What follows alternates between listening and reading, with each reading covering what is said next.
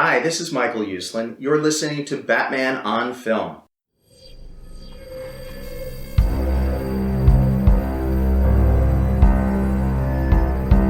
I'm vengeance. I have given a name to my pain.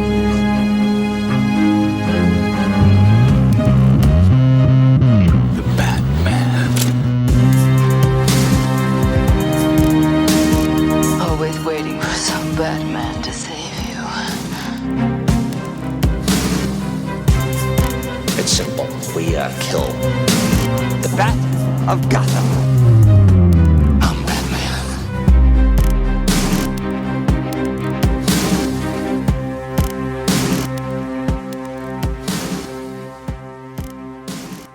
Hey now, welcome to episode number 16 of the Batman on Film Social Hour. I am the host of this here BOF show, Jett, Ramey. Also, am the founder of Batman on Film. Founded that thing almost 23 years ago, June 1st, 1998. Brian Lauer on a web TV. Woo! What's a web TV, Mr. Ramey? That's how a lot of people got the interwebs without buying a computer back in the day. Oh boy. Those were big deals for a little while. I bet. It's like computers were like more expensive then than they are today. I mean, today you get it for like next to nothing, relatively speaking. So, And I remember when we got our first computer, it was a huge deal. It was a big spending for the family, and we were able to play solitaire. Yeah, that's right. It was wild. Play solitaire. It was wild. Yeah. So, we're going to talk a little bit about. We'll talk a little bit of Batman on Film because it's part of the Hollywood Reporter article that dropped yesterday, which the main focus was on this Superman on Film reboot that is being shepherded by J.J. Abrams at Warner Brothers, serving as producer, and his Bad Robot production company is part of that. And Ryan, how are you, sir? I'm doing well, Bill. Okay. Thank you. Ryan It's Lauer, a very comfortable morning here in Northeast Oh, Indiana. Here we go. Talk a little weather. Okay. Yeah, I mean, it was a wild week last week. We had snow last week, then it reached the 80s. It was all over the place. Okay. Well, we hit let's see, maybe it was Monday. We got up into like 92. It was feeling a little bit like Texas weather, summer weather. And then we've had a run of 40s in the mornings. So I'm not going to complain because I know what's coming. It's going to be like freaking Hades here in by the end of June and July and August. So I am not going to complain with the nice weather we've had the last few days. Well, usually if you've got Garrett and Pete on, you guys go down the cooking route, and I am not a chef, so I can contribute to weather talk. Yes, so I am going to talk a little bit at the end, and I know this is going to be an audio-only podcast this time, but I did get a book to review from Insight Editions titled Gotham City Cocktails, Official Handcrafted Food and Drinks from the World of Batman. What do you think about that, Ryan? I think I'd try them all. And so here's I'll get to this later. So let's get on with it here. So basically, on one hand, there wasn't really a lot of new information that we didn't already know about the Superman reboot and the state and the future going forward with DC on film. But this Superman reboot will be a standalone thing, according to the Hollywood Reporter, like the Batman, like Joker, and I'm sure at some point there'll be other things, other DC things that will exist outside of what is technically, quote unquote, a shared universe. And it will feature a black Superman. He will be Kal-El of Krypton. Didn't mention Clark Kent, sir, at all. I'm of the opinion that it will not be Clark Kent, based on some educated educated guessing, educated just things I've heard, and it's going to be an original character, the human form of Kal-El.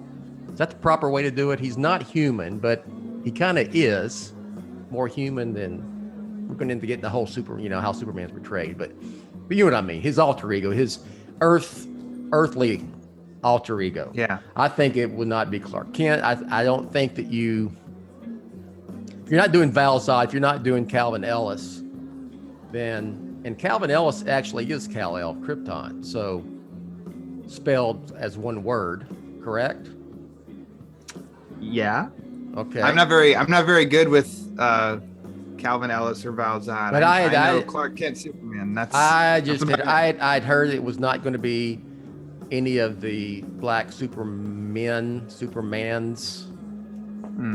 from the comics that we've had, which would be those two that would be original character, but they are going with the Kal-El thing. So what's your thoughts on that? Well, you're correct. The article didn't say Clark Kent. They said Kal-El. To me, Superman is Clark Kent.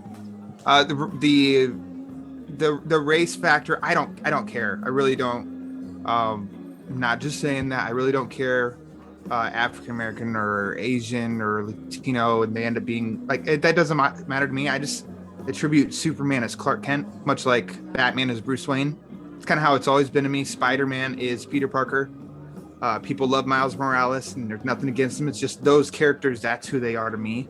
So, of course, a preference to me would just be that the earthly alter ego is Clark Kent. That's just my preference. That does not mean that I'm not going to watch this movie because if they come out and say that it's not going to be Clark Kent. That's just where I lie on that part. But nothing's a deal breaker. And he's like, oh, okay. Well, I guess we'll wait and see. Otherwise, I'm all for it. I think we're lacking by not having Superman on film. He's the big daddy. Of course, I'm glad that our big daddy, Batman, kind of is Warner Brothers' big daddy for comic book movies. But Superman, as we're seeing on television, I mean, it's so far so good. But I feel like we're missing Superman on the big screen. I think that, and this is just my opinion, I think if you're going to go the black Superman route, and even though he is from Krypton and Kal-El and all that, I think his backstory on Earth has to be a little bit different. I think with what they're apparently trying to go for here is, God, I don't want to try to be all PC. You get to be too PC that it makes you look like an asshole, and if you're not PC, you're quote unquote ass. I mean, so you know what? We're just going to speak our minds and just be the asshole, Bill. Just be an asshole. I think that you'd have to have. I mean, putting him in, and it's supposed to be a period piece too. But I think it would be interesting.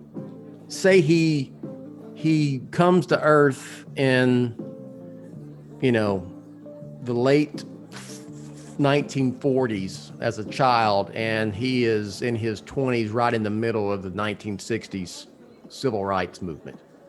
And then there's this black man who is Superman, a hero. How you would, it's a dynamic I think would be interesting. Speaking as a historian and a lover of history, but I can't. I'm just speculating that you give him a background that's more relatable to African Americans.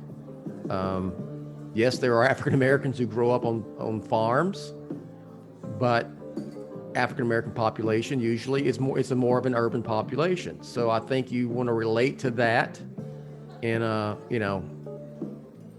in that regard with who Superman is as a human.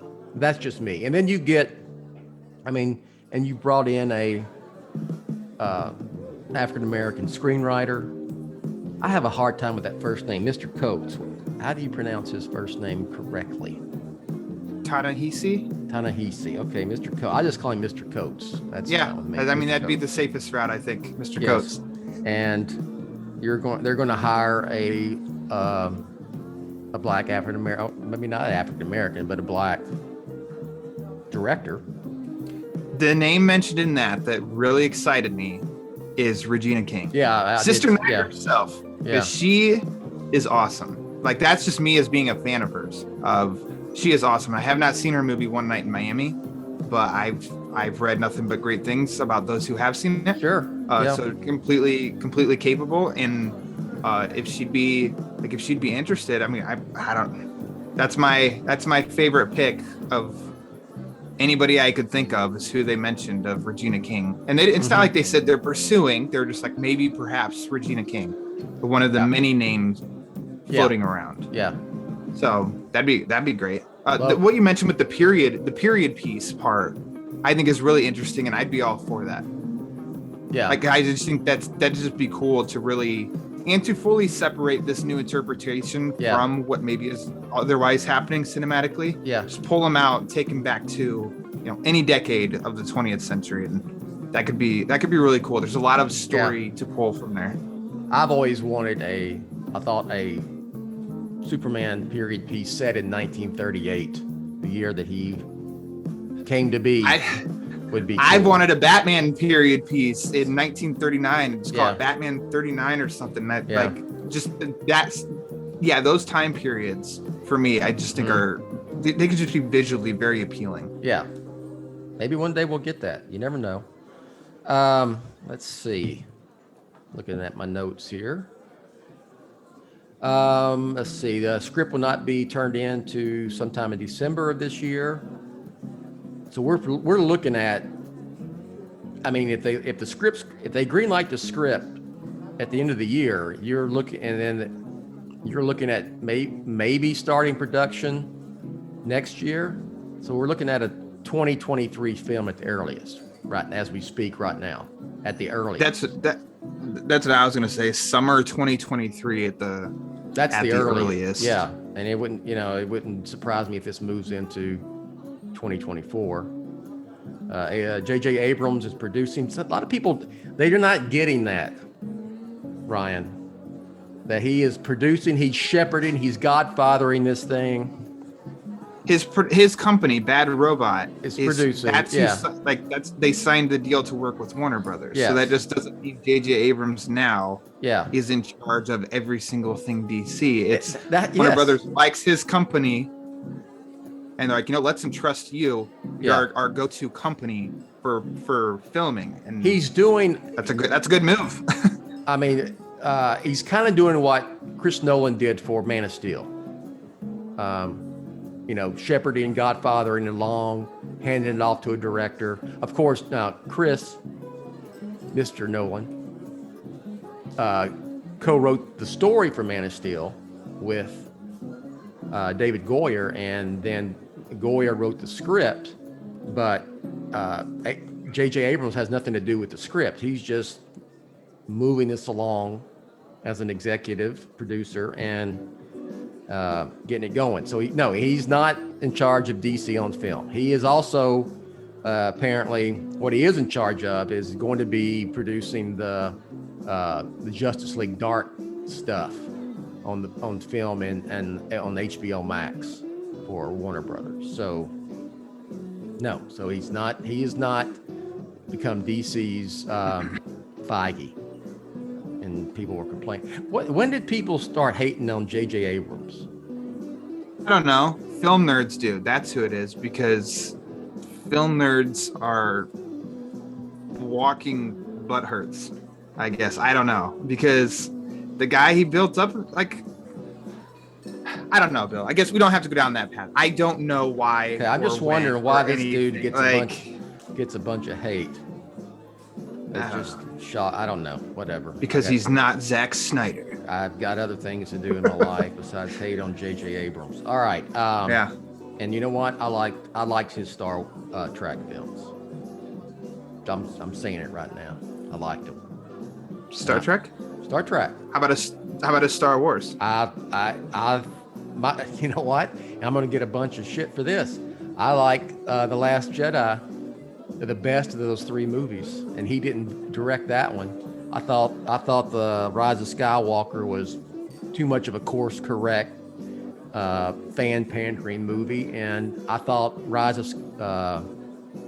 The Force Awakens was. I liked The Force Awakens. It was, I thought it was kind of too many plot beats and mimicking the Episode 4, the original Star Wars.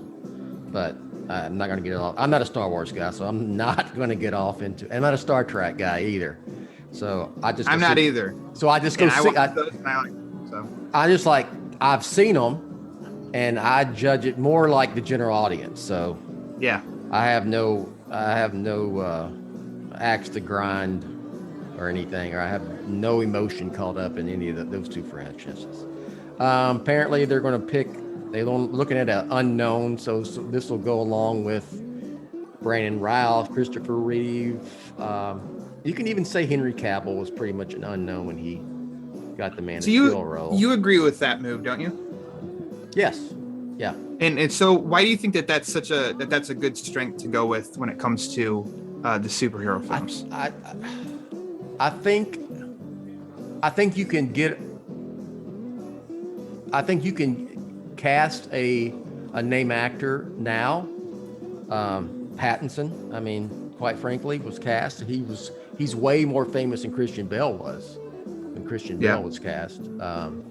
Keaton was Keaton was really famous at that time, but he was famous as a comedian, comic actor. I think that the line of thinking was people having a heart. I know the story with Christopher Reeve was they had a heart, like Richard Donner.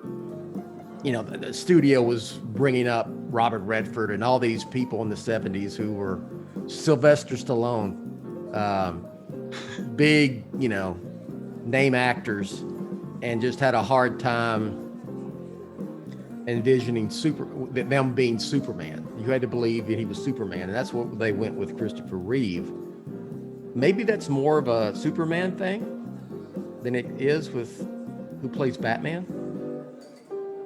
That's certainly a topic for another show, Yeah, because it's shown that it's worked both ways. Yeah. But I think a lot of line of thinking is there's some support of like, who? Okay, cool. Let's go that route. I mean, pulling Gal Gadot for Wonder Woman. Yeah. Or was it some kind of uproar and look at can anybody else be Wonder Woman right now? Absolutely not.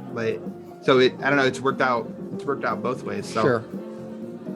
It'll end up being somebody that none of us had an idea on. Yes. That's the only thing that I'd bet on is that somebody we will not see coming. The article mentions that. Well, just focusing, and then I'm going to move on because it goes into more of the DC stuff. But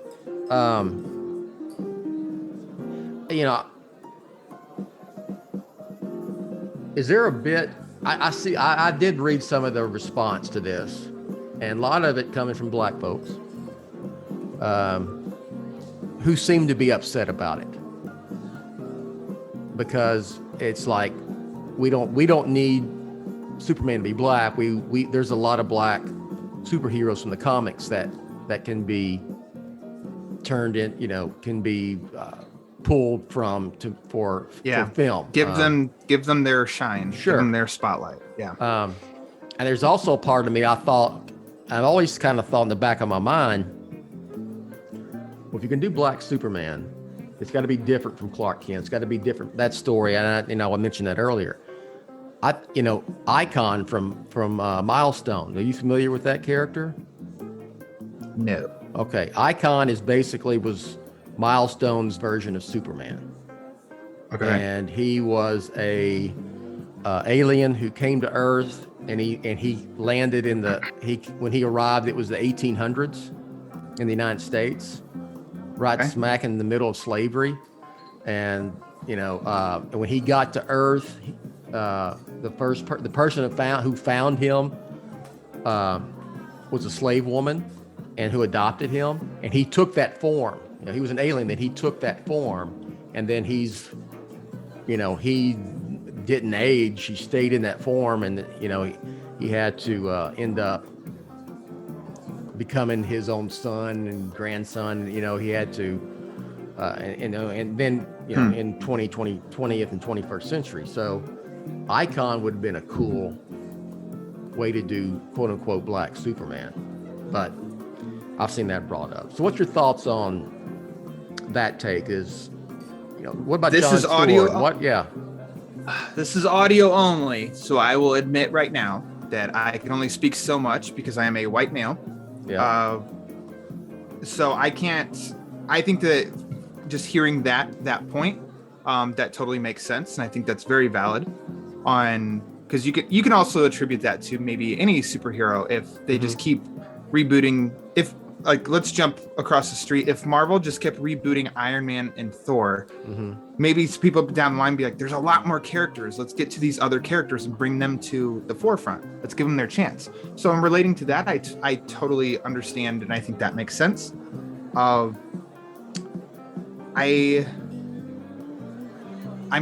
a little picky on, like I said, my Superman's Clark Kent. Do whatever you want with that connection, and I will follow. But it's Superman also, so I will follow.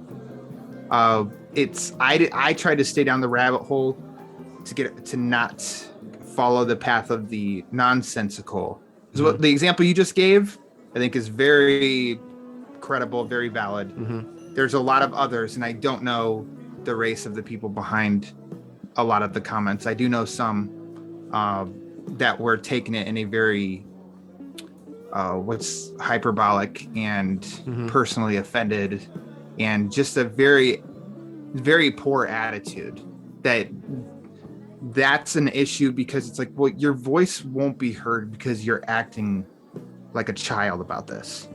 Whereas the example you just gave is very like, well, let's listen into that, because that makes sense. Maybe what are some other characters? And I mean, you said Jon Stewart. WB has plans for Jon Stewart. Yes, they do. He was my Green Lantern when I started to know who Green Lantern is, because of the Justice League cartoon. So there's my generation. I'm 34 years old, and then and younger, that would be really excited to see Jon Stewart. We've also haven't really gotten to see the first one, Hal Jordan, in live action in a really good way. Ryan Reynolds, I like Ryan Reynolds and what he did in that movie, but it was not a home run. I don't think anybody disagree with that. So I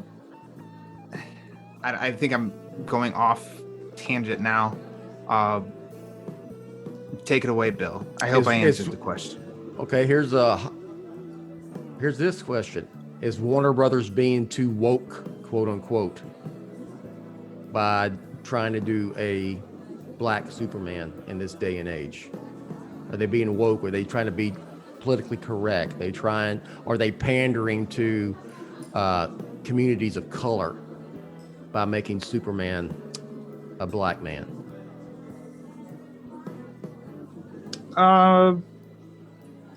There's a segment of fandom that surely believe that. I'm not listening to them, not because they believe that, but because of the way that they're showing that they believe that.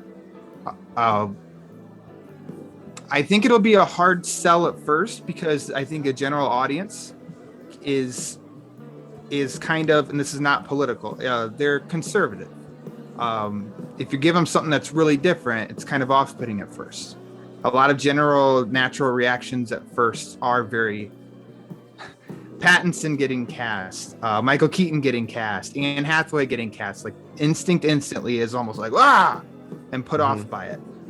But I think it's a good risk, that as long as you make a good movie with a good story, the people will watch it. I'm a believer. So I'm a believer in that. I will say I think there is a little bit of being a little bit, what's the phrase I want to use? If you're taking a character, Superman, who has always been portrayed as a Midwestern white dude who just happens to be an alien who's invincible, can fly, and all that stuff. Christopher Reeve. I mean, you think Superman, you think Christopher Reeve probably first and foremost, and I'm speaking probably of general audience. And if you're gonna make him a black man, you just can't tell the traditional Clark Kent from Kansas backstory. There's no point in making him black other than being woke and pandering to trying to look PC and look at us, look how diverse we are. Yeah, in which that I think that'd be sniffed out by the masses for sure. I think if they're going that route, and I think it'd be interesting to know, did Warner Brothers seek out Mr. Coates because he had a story to because they know oh, he's got a great take on Superman, or did they say, we want a black Superman, we have to find somebody to write That would be an interesting. That'd be an interesting revelation. Because that kind of, I think that starts to make you lean one way or the other a little bit as well. Yeah. Because I don't know if it was ever confirmed. It was definitely a rumor that James Gunn had a choice of Superman or somebody else, and he chose the Suicide Squad. Was that? Do you know if that was ever confirmed? I know about that coming up. I can't speak to how rock solid it was. I'm not sure. Okay. So I'm not going to guess. Because I think that would maybe shed a little light too of if Superman was someone he could choose from. Yeah. Did they already have in mind then, we would like a black Superman? Would you like to take? Yeah. Or were they?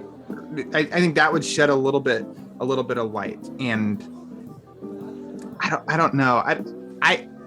My thinking, I'm not feeling like Warner Brothers is trying to be woke right now. They're really trying to further separate their last interpretation of Superman because it just wasn't working. How can you do that? Well, changing races is a massive way to differentiate different stories. So that's kind of where I'm leaning, and I hope I don't stumble across any kind of revelation of I would like to get someone from the black community on our show to discuss that at some point. Maybe I'll hit up the guys at Medium Popcorn Podcast, which I was a guest with those gentlemen to talk about Zack Snyder's Justice League a couple months ago. That's an interesting conversation. So, but yeah, I will say before we move on to the other DC stuff with this Superman is that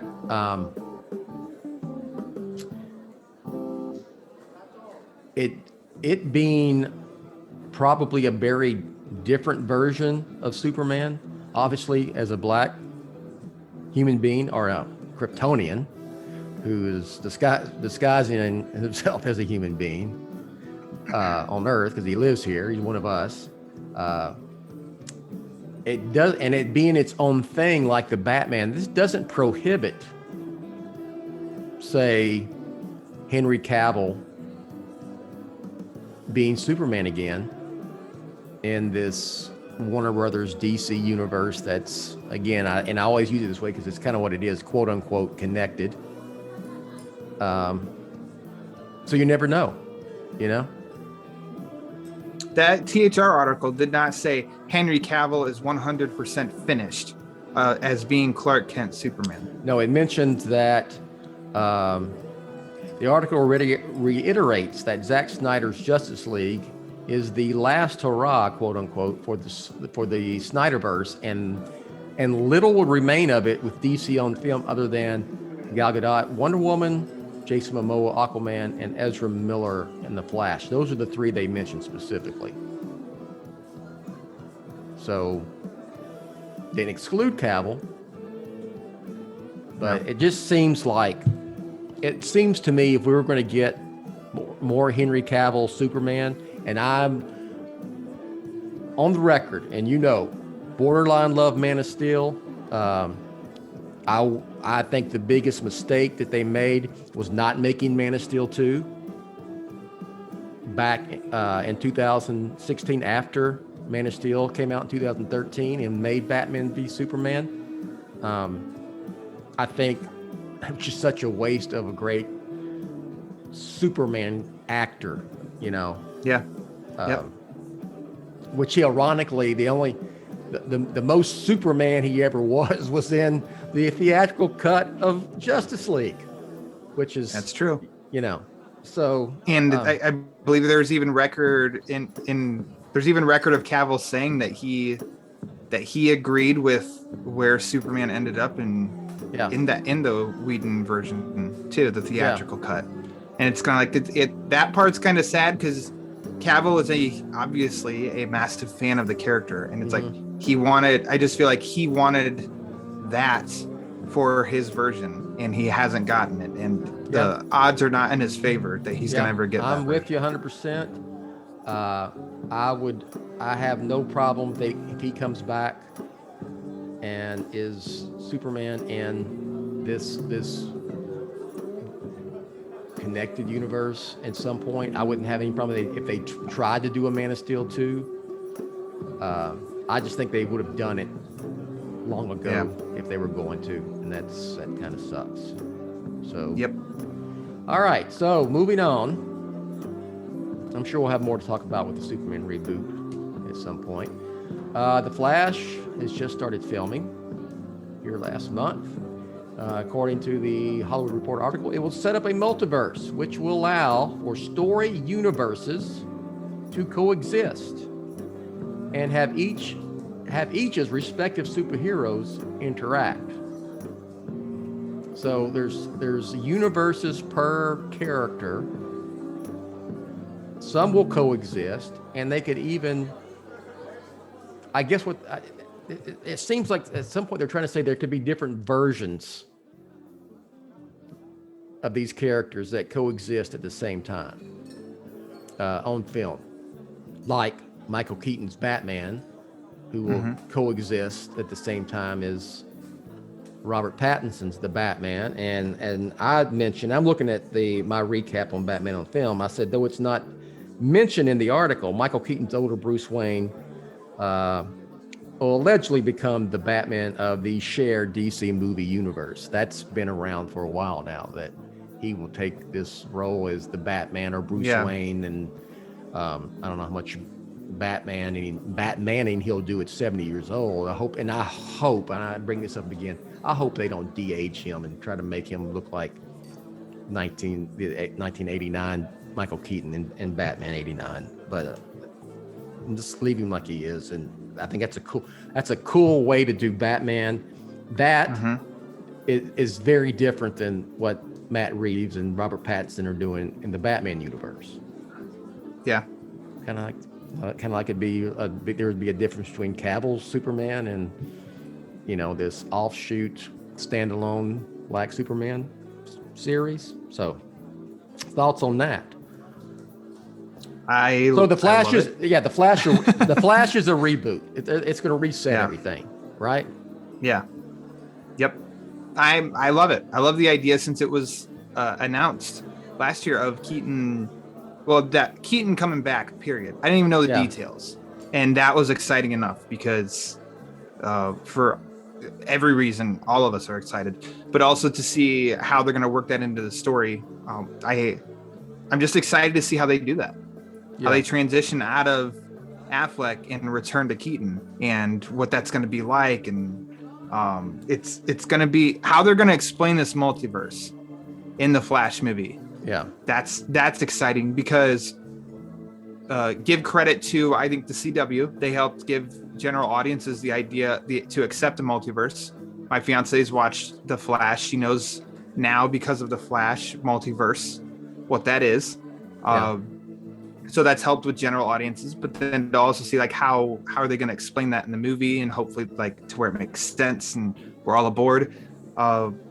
You mentioned this before, and it's been in my head ever since. And they did something like this on the Flash, as Barry's in the Speed Force and he's got flashes of other timelines, and I think the Flash series from the 90s popped in there and stuff. And if something like that happened in the Flash movie, and you're getting Batman Forever or a Batman and Robin, or I don't know if they would ever touch the Dark Knight trilogy. I think they could just throw in a clip of something we've seen before. That's all it is just like, oh yeah, that timeline. and then Yeah. Adam West from the 60s series. Yeah. Like something like that would be really damn cool. And that's when it comes to like pander to me. I don't care. Give me that, and as long as it works in the story, and I don't care, and I'd be like, oh my god. It's a new exciting idea that I know some cynical people can probably say, well, it's not a Flash movie, it's a Batman movie with Flash in it now and stuff, but this, like, the Flash character on CW is very popular. Ezra Miller's Flash has only been seen theatrically once, and it wasn't even his own movie. So it's not like the general audience needs this to be Flash only. Like I like what the position this is for DC going forward. Yeah. And speaking of Batman, I mean, we have to acknowledge that Ben Affleck is doing a cameo in The Flash as his version of Bruce Wayne Batman. It seems that even his Batmobile may show up. Cool. I do think this is his cool way to segue out of the role that he's wanted. I think it's going to be in The Flash. And I'm fine with that. It could be a really emotional, really cool moment. And also the whole point in, you've heard it in theater, is always leave them wanting more. I don't think we want to have Affleck be done and be like, thank God he's done. I think we want it to end with a really good moment that's just like, man, that was great. The story continues in your head or something. I'd like to see, because I'm on record, I'm not a fan of how Batman was portrayed in BVS. I'm not a fan of Batman in either Justice League film. It's not my thing. And he's kind of, I mean, in both, he's kind of, he puts the Justice League together, and he's got the flying fox, and he's kind of doing this, but he's still kind of he's a moot point once aliens show up and superheroes show up. He's not, same like in BBS, there's freaking Doomsday, or General Zod turned into Doomsday, whatever in the hell. And, it's don't take Superman and Wonder Woman to save the whatever, but give me something that's where he is finally heroic, classic heroic Batman, something in this film. So no reach around scene. No reach around scene. Yeah. Sorry.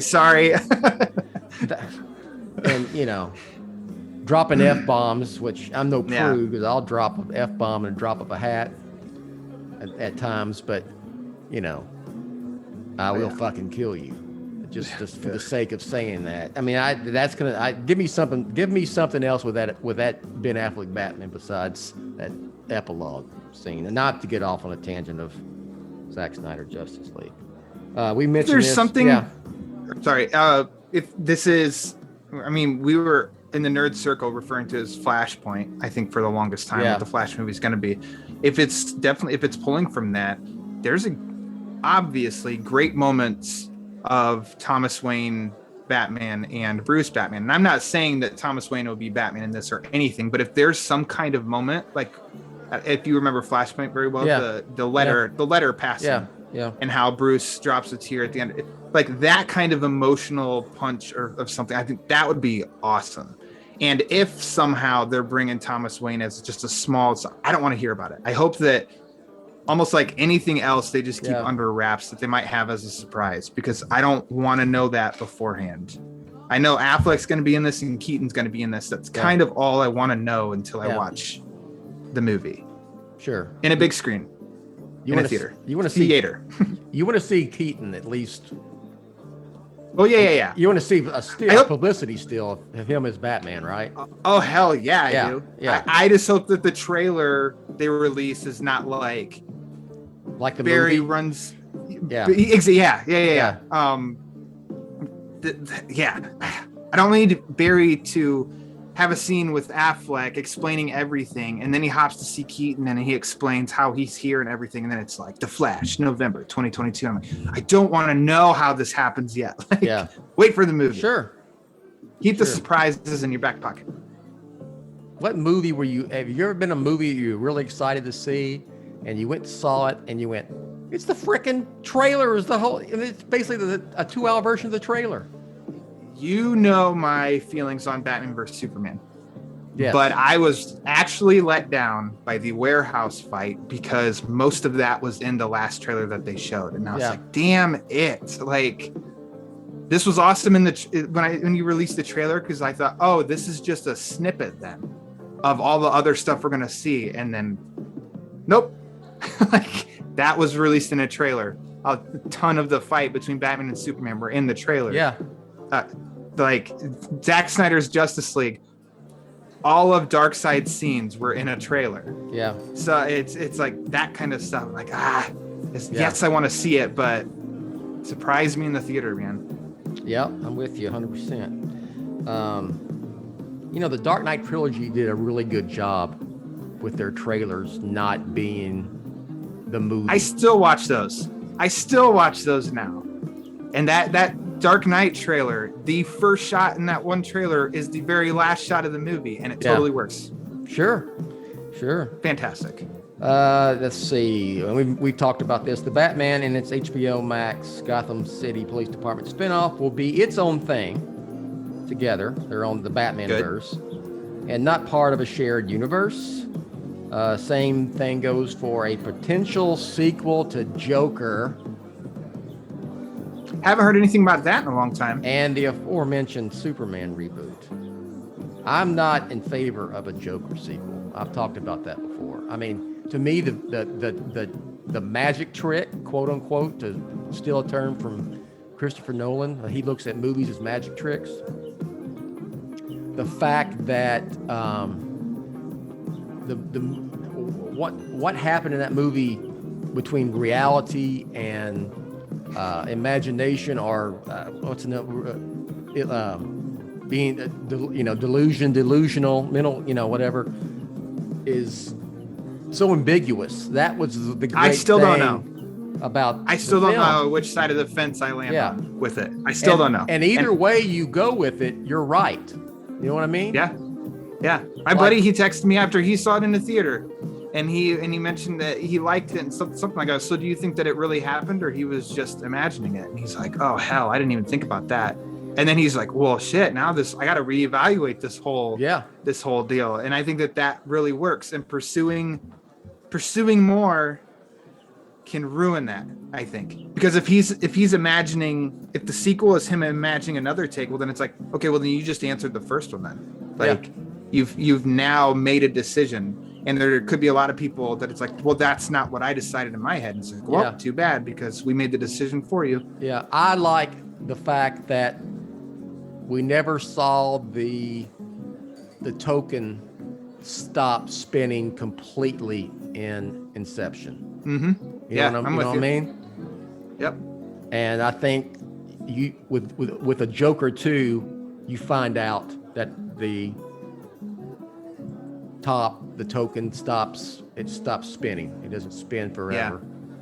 And everything is answered for you. I don't know.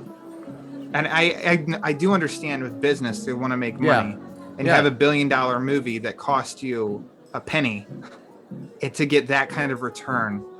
But like, I don't know. Yeah. And then again, when they announced the Joker movie, and I was like, this just seems like a cash grab. And then I ended up really loving the movie. So, I mean, what do I know?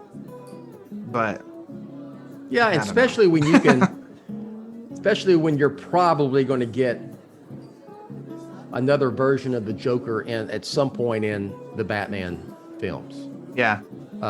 Just give him a break so that Reeves can bring him in and have it be like, holy shit, it's the Joker. Because I'm in the camp with Joker that the whole thing was in it. I mean, the whole damn thing was in his head. I don't think he ever was the Joker. I just don't. I think he imagined all that shit. So, and that works for me. And if someone wants to go, no, it's just straight up. He became the Joker, and he just like the comic book. At the end, he's a Joker. He's the Joker. That's fine too. That's just not the way You're wrong, Bill. The movie. You're wrong. I'm right. You're but I'm wrong. not in favor of Joker 2. So It just doesn't seem like Joaquin Phoenix would want to. not something up his Do it alley. again. I don't know if he's ever done a sequel to anything, you know?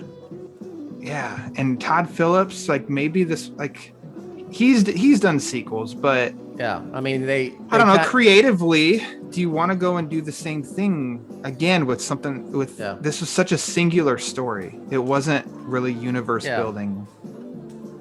It's I know like that could be argued because of Taxi how the Driver Waynes 2, still died. or, But you know, I mean, there's, you know, I know there's Godfather Part 2, but that's also because the book, they had to, you know, it had to be yeah, put into 2 films to account for the whole story. So it's not like they made Godfather and went, we're gonna have to make, you know, let's make it Godfather 2. We'll just create a whole new, you know, whatever. Get Godfather 3 for that, you know. So, yeah. Anyway, that's the state of DC on film. As far as Batman, I mean, we know, well, Fandom's coming, right? October 16th. I would imagine that's when we'll get the next trailer. for Yeah, and it seems like a Batman. long ways away, but also October, so It's like 5 months, right? 5 months. Yeah. We don't need. No. That's their promotional piece there. Their main event is the Batman, like last year's fandom, and then end on that trailer. That trailer of 25% of shooting was complete, and that's it. And look what Yeah. they did with that trailer. The impact it made on people. Waiting until 5 months before the movie, I think, is just perfect. I hope that they'll give us like a couple of images released or something scattered out Yeah. between now and fandom. Yeah, I think for we'll get some promo stills and stuff for the Batman, but I think it'll be Fandom when we'll get something. I mean, Matt Reeves will probably do a deal like he did last time, and they'll have a trailer and.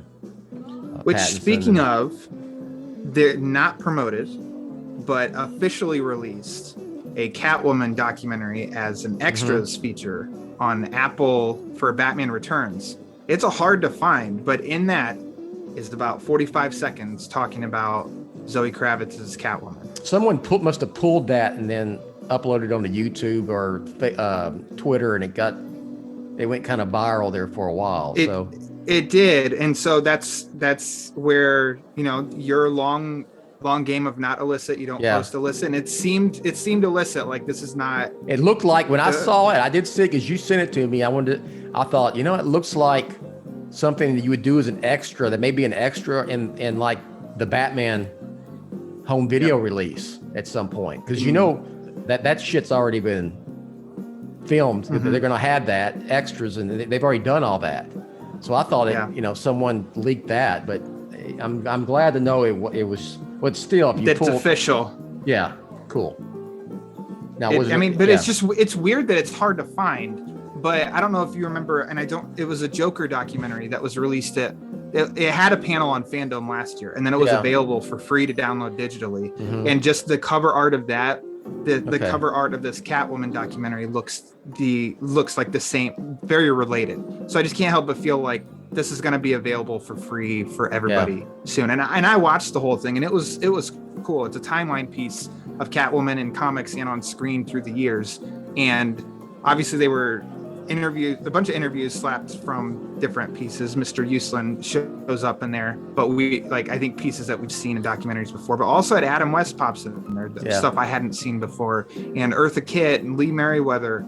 And then, almost like at the end was Matt Reeves a little bit, and then Zoe Kravitz a little bit. Like I said, that section is like 45 seconds. That's they have Anne Hathaway in there. Rises. I think that they did have a quick piece from her. They had Christopher Nolan and Emma Thomas, but also those were interview pieces that we'd had already heard seen of before. Okay. Yeah. All right. It's worth tracking down just for the retrospect on the character itself. Yeah, I like that kind of history of these characters stuff. I'll have to check too. it out. All right, before we go, let me briefly mention Gotham City Cocktails, a book from Inside Editions I just got for reviewing copy. I am not a mixologist at all. I would like to find someone to do some of these and maybe put it on video for Batman on Film. But there are some food and snack recipes. There's Barbara Gordon's lemon chicken. And it says Barbara Gordon's lemon chicken recipe is famous at the Gotham City Police Department. It's a running joke that if James Gordon cannot be found, it's best to assume Barbara has made her chicken. It's that good. So there's each item. I mean, the titles of each, the names of each are all Batman related. Do they have an Alfred's fishy swa? They have Alfred's. It's supposed to be cold. It's Alfred's proper cucumber sandwiches. Oh. And okay. There is. That makes sense. Yeah, that makes sense. Yep. And let's see. There's Gotham City wings. I want to try this. I'm gonna try to make this. It's it's like buffalo wings, but it's Gotham City wings, and they're jet black. They're popular. They're wildly popular in Gotham City, especially around Halloween. Jet black. They're jet black. So yes, and you have JETT black. Yes, so. And you have to. One of the ingredients is black food dye that turns the wings completely black. So. All right, yeah, try it. I mean, you can't taste food dye. So if you can kind of get over like, here's some Gotham City bat wings, and and they're like delicious, like buffalo wings that are literally black. Lots of good stuff in here. There's a whole there's batarang brownies.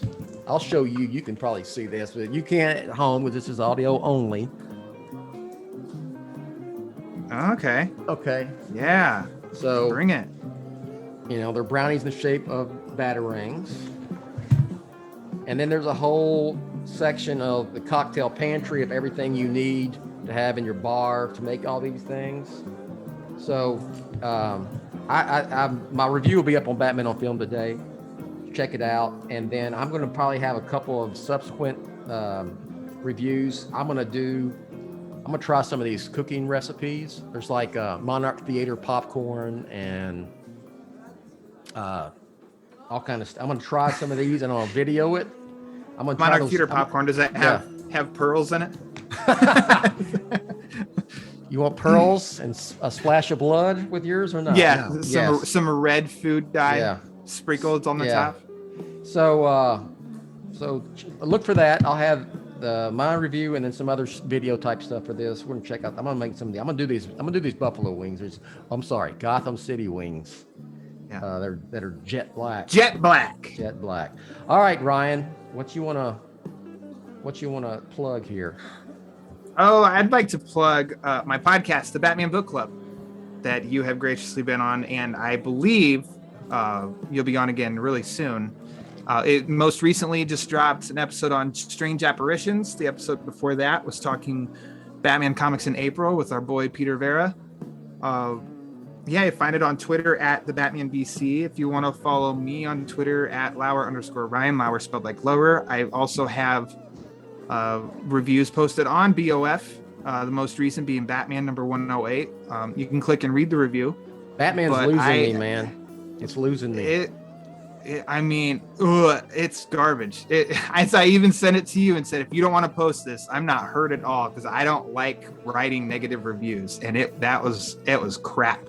I'm not a fan. I'm not a fan of this Ghostmaker character, and don't care. Get him out of Batman.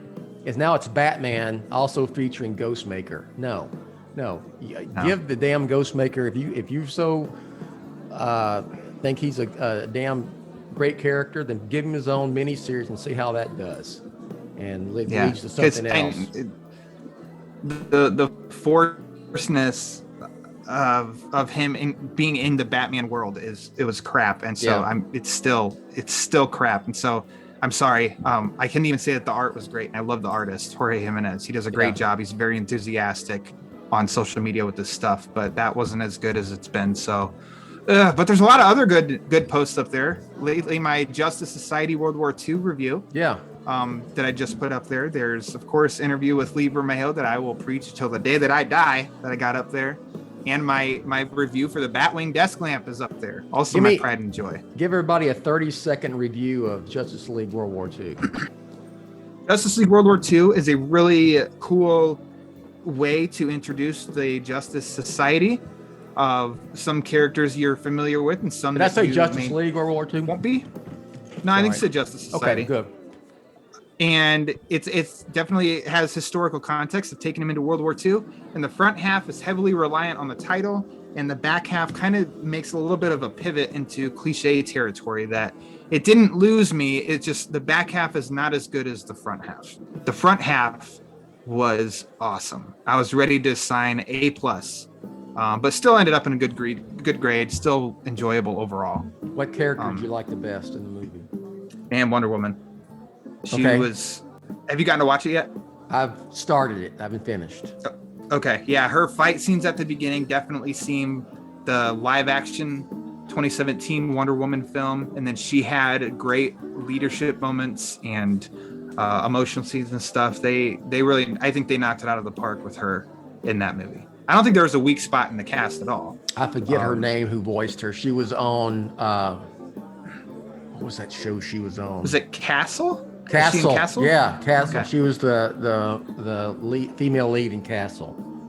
Yeah. My son was obsessed with that show for a while, and he's got like all the Blu-rays of it.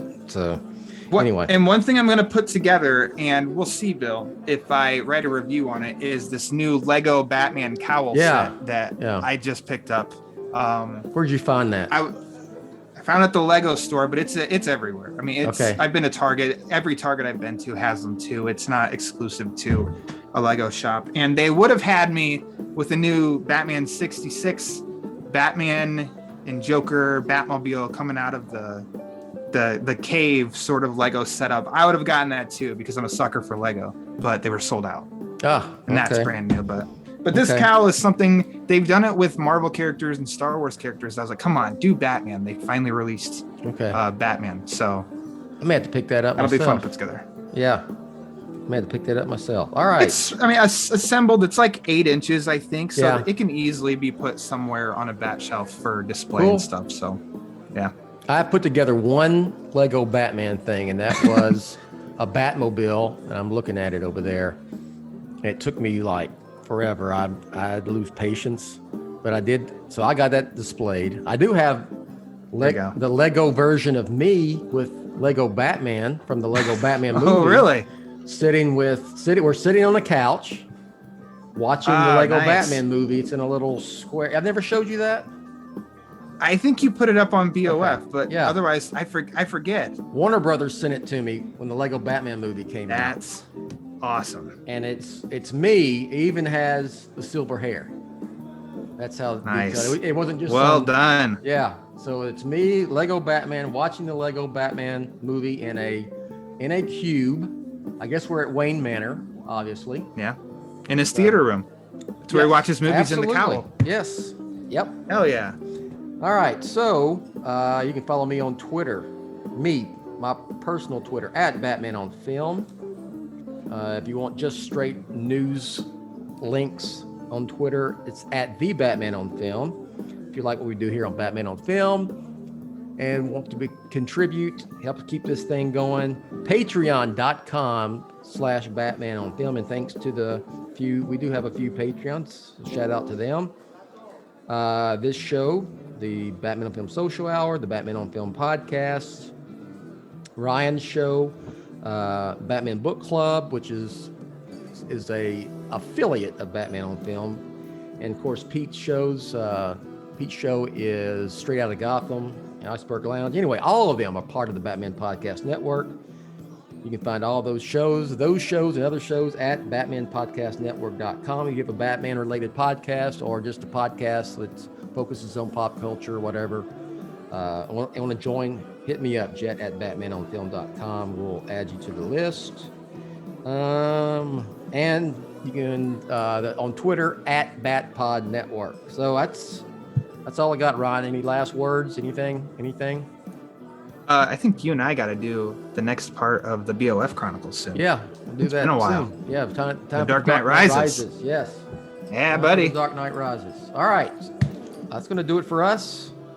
Thanks for joining us. Thanks for listening. This is a listen only. We're going to do a video show here. I'm trying to upgrade some stuff with the video thing. I'm trying to get green screen type set up, lights, upgrade my camera, and all that. So, oh, my voice cracks like I was 12 years old again.